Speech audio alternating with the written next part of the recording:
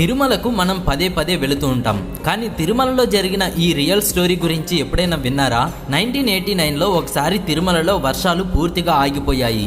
దీనివల్ల ఆలయాన్ని మూసేయాల్సిన పరిస్థితి వచ్చింది. అప్పుడు తిరుమల ప్రధాన పూజారి మనం వరుణదేవుడికి పూజ చేస్తేనే వర్షాలు పడతాయి అని చెప్తారు. వెంటనే ఆలయ బృందం వరుణదేవుడి పూజ కోసం ఒక ముహూర్తాన్ని నిర్ణయించి గొప్ప పండితులందరినీ ఆహ్వానించారు. విచిత్రం ఏమిటంటే ఆ పండితులకు ఆటంకాలు ఎదురై వారు ఆ రోజు తిరుమలకు చేరుకోలేకపోయారు. దీనితో ప్రధాన పూజారికి ఏమి చేయాలో అర్థం కాక వెంకటేశ్వర స్వామి వైపు తిరిగి దీనికి పరిష్కారంగా ఒక సంకేతం ఇవ్వమని వేడుకుంటాడు. అదే రోజు రాత్రి అందరూ నిద్రపోతున్నప్పుడు హఠాత్తుగా ఆలయంలోని గంటలన్నీ వాటంతటా అవే గట్టిగా మోగడం మొదలైంది. దానిని స్వామివారి సంకేతంగా భావించిన పూజారులు వరుణదేవుడికి జపం చేయడం మొదలుపెట్టారు. ఈ జపం 3 రోజుల పాటు కొనసాగింది, కానీ ఒక్క చుక్క నీరు కూడా పడలేదు. దీంతో నిరాశ చెందిన పండితులు జపాన్ని